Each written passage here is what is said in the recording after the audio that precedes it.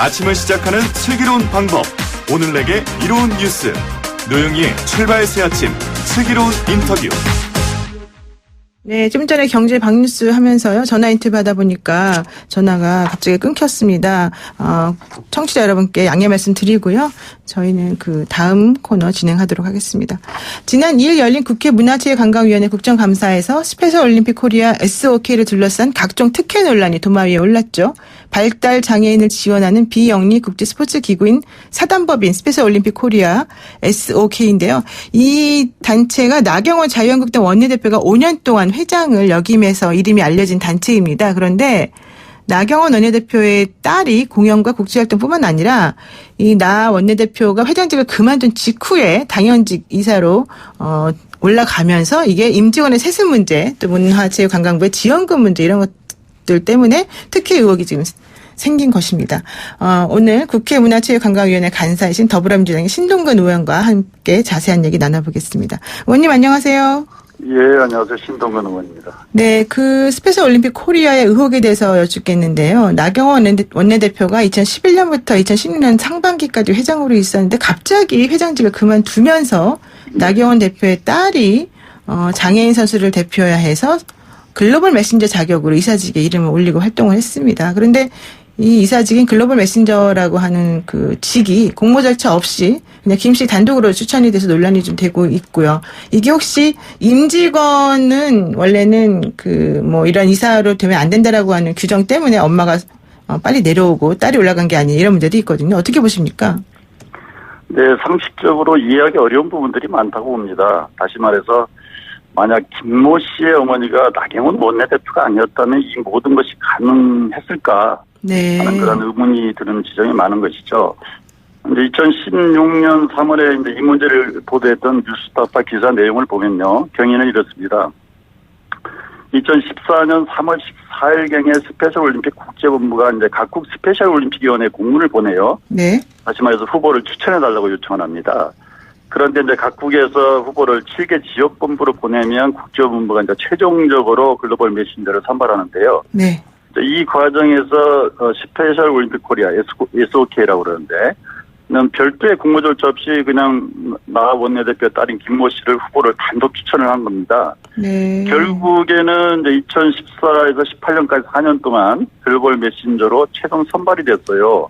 물론 이제 국제본부에서 최종적으로 결정하기 때문에 저는 뭐 절차와 공정성은 개했다고 보는데요. 네.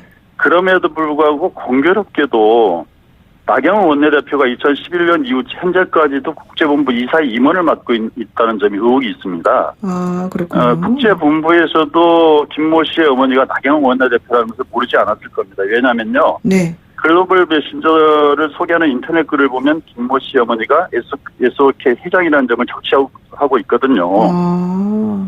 그래서 이제 문제는 스페셜 올림픽 관련한 김모 씨의 활동이 아주 많은데 예. 결국 이걸 기반으로 해서 SOK 당연직 이사로 선임됐다는 점이거든요. 네. 지난 2일 자유한국당이 배포한 보도자료에서 밝힌 선발 경위는 이렇습니다. 요건을 갖춘 후보군이 극소수였고 네. 객관적으로도 김모 씨가 가장 많은 활동 경력을 보유했기 때문에 선발했다.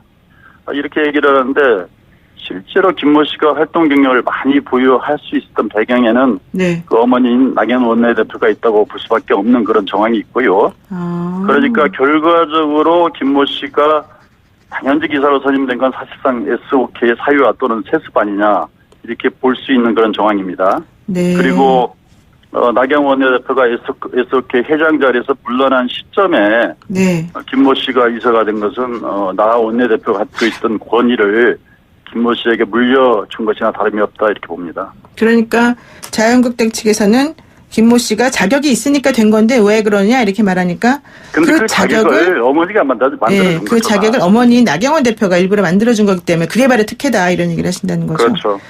그렇다면 그 나경원 원내대표 딸의 또 SOK 관련 활동이 지나치게 많다 이것도 좀 문제가 아니냐라는 얘기도 있습니다. 동계올림픽 청소년 대표, 아테네 스페셜 올림픽 유스 리더, 특히 장애 예술인에겐 드문 뭐 유명 음악인과의 협연과 해외 공연의 기회 이런 것들이 계속해서 나 원내대표 딸에게 많이 주어졌는데 이 부분도 그럼 특혜라고 볼 수 있을까요?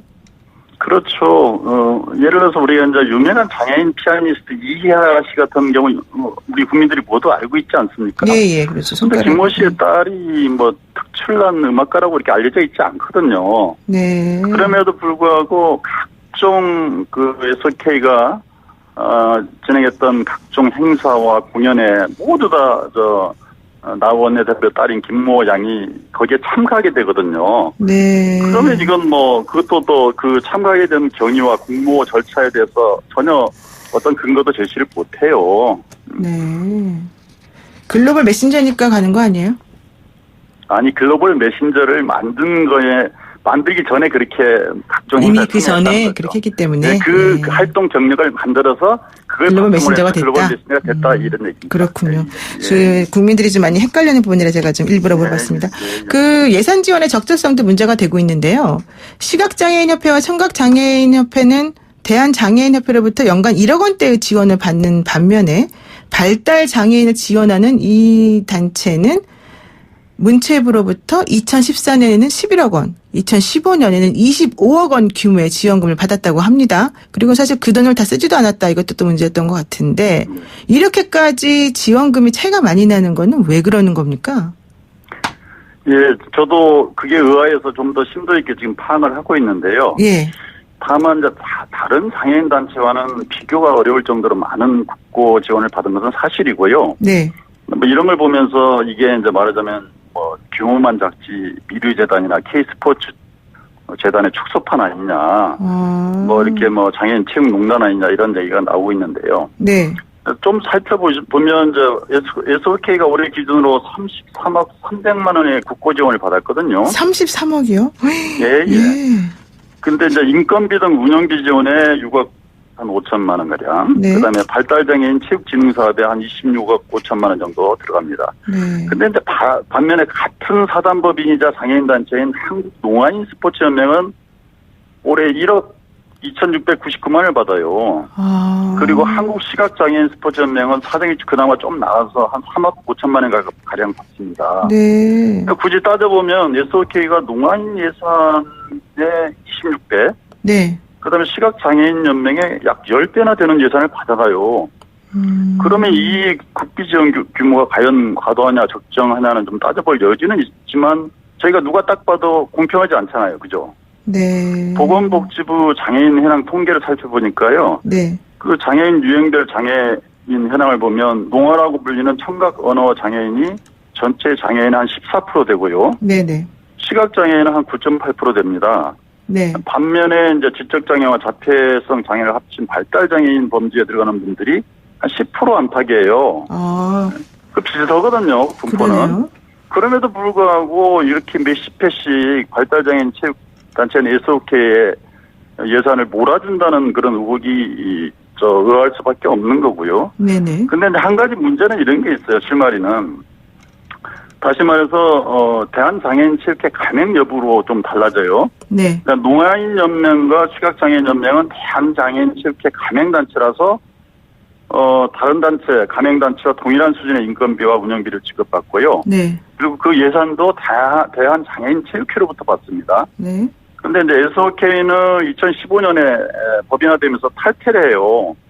그러면서 이 예산을 체육회로부터 받는 게 아니고 문체부부터 직접 받습니다. 네. 그러면 다른 단체도 문체부로부터 직접 받으면 될 거 아닙니까? 탈의해서? 네. 근데 그렇게 되지 않는다는 거죠. 그 뒷배경이 없기 때문에 그렇게 될 수가 없죠. 그러니까 대한장애인 체육회로부터 탈의를 못하고 있는 것이죠. 또 그런 문제점이 있었군요. 네. 그런데 지금 이제 그 지원받은 자금에 대해서도 또 사용이 좀 이상하다. 예를 들면 2015년에 네. 지원받은 10억 원은 당초 지원 목적과 다르게 오히려 사옥을 마련하기 위해서 사용하는 것으로 보인다. 이런 얘기도 있는데 맞습니까?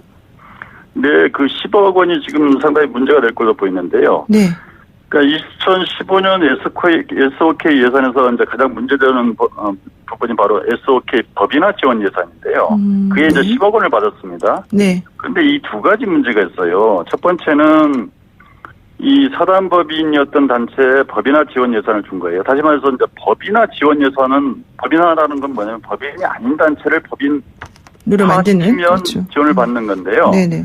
근데 이미 이 SOK가 되기 전에 특수올림픽위원회라고 그것도 사단법인이었거든요. 네. 그 사단법인이 된 건데 왜 지원을 해줬냐 이거죠. 도대체 이해가 안 가는 거고요. 예산 목적을 받지 않고. 두 번째는 법인화 지원 예산이 그의 SOK만 내려갔거든요. 네. 근데 왜 그러니까 문체부는 제일 먼저 요청을 해서 줬다 이렇게 얘기를 하는데 우리가 알아보니까 문체부에서 준 게 아니고요. 네.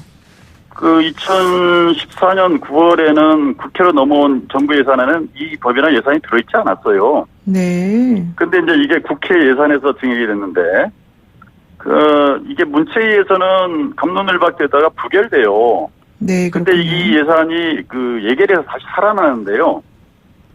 그때 누가 예결위원이냐? 나경원 원내대표가 당시에 예결위원이었어요. 아, 나 대표가 그러면서 법인화 지원 예산을 증액을 시켰고요. 예. 그 과정에서 통상적으로 우리가 예산을 증액할 때는 사업명과 사업 내역을 이렇게 적시하는데, 네.